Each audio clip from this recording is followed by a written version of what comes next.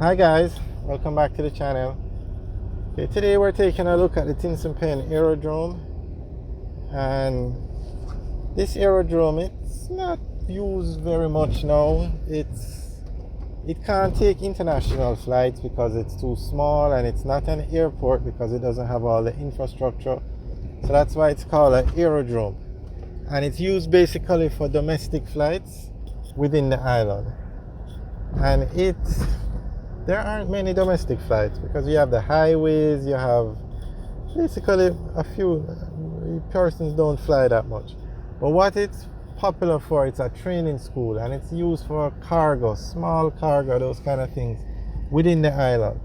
So like the courier services, they have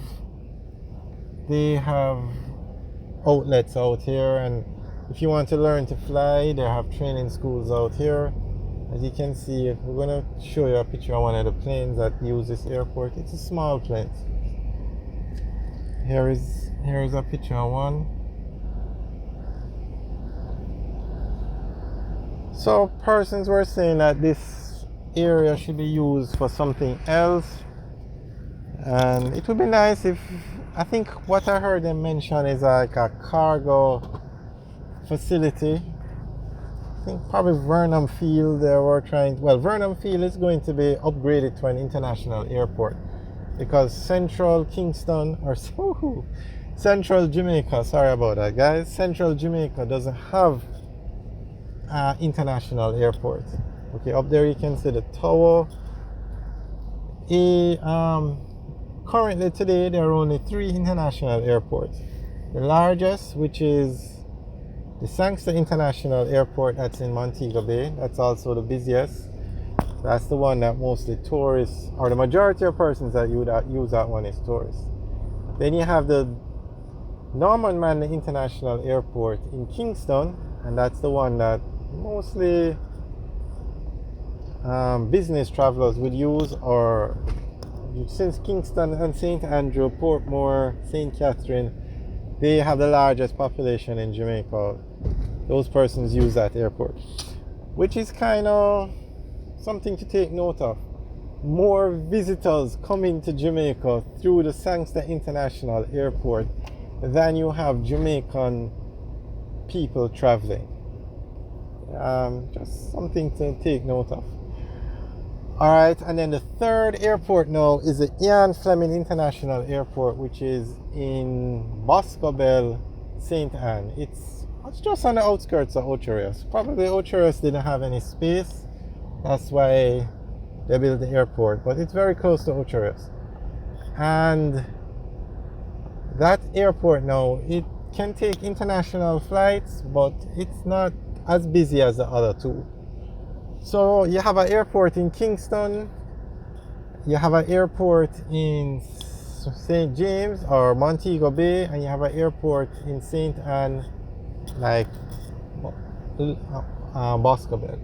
So somebody who lives in central Jamaica, like Maypen, Mandeville, which airport do they use? They have to journey to, okay, this is one of the training schools. You have, and to the left is Taro, which is a courier service. So they have packages that go right around the island. So they would have a little courier air fleet. Right. So if you live in central Jamaica now and you have to travel, you have to travel from, let's say you live in Clarendon, Maypen. You have to come to Kingston and go to the Norman Manley or go to the Kingston International Airport.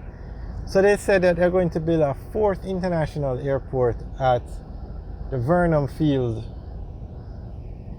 I think Vernon Field is a cargo facility now, but they're going to convert it to an international airport. And I think that's a very good idea. They haven't given a timeline, but it's in the works. I think they have just decided to do it. So that's probably said it. I think they said in the near future, because I don't think the funding has been allocated or anything like that. But it's needed.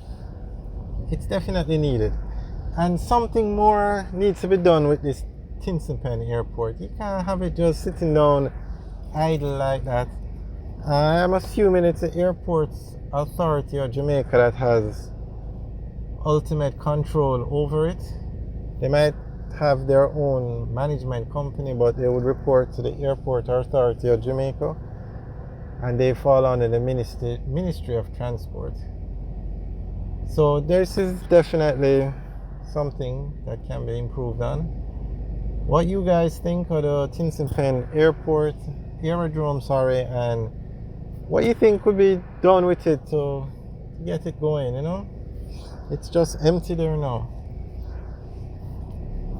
It doesn't make sense to convert it to a international airport because one, I don't think you have the space, and two, you have the Norman Manley Airport already. So, and what you guys think would be a good idea to be done with it? All right, so we're now on Marcus Garvey Drive. Oh, and since we're talking about airports, the Sangster International Airport, the runway is being extended.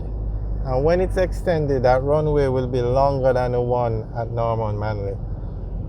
And the work is being done now. Some 30 odd million US is being spent to extend the runway. I think it's been extended 600 feet, or I don't remember the exact number, but it's been extended to accommodate the larger airplanes now.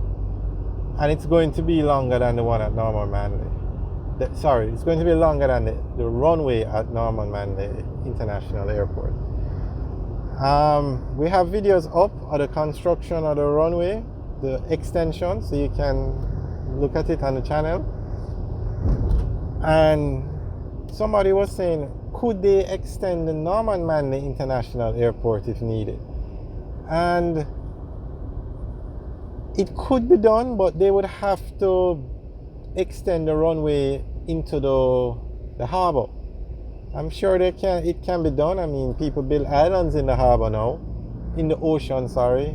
I think it was Dubai that built it or something. So people build, so I'm sure it could be done if needed, but it's probably going to be very expensive, extremely expensive, because it's a harbor, and on the other side is the ocean, and there's a road, so it would be very hard to extend it on the side that faces the Caribbean Sea. So, and as it is now, the runway literally extends to the harbor. So it's not to say you could even get 100 feet more. It's just, there's just no space. The planes touch down literally at the edge of the harbor. Alright guys, thanks for watching. Remember to like, share and subscribe. Have a good day.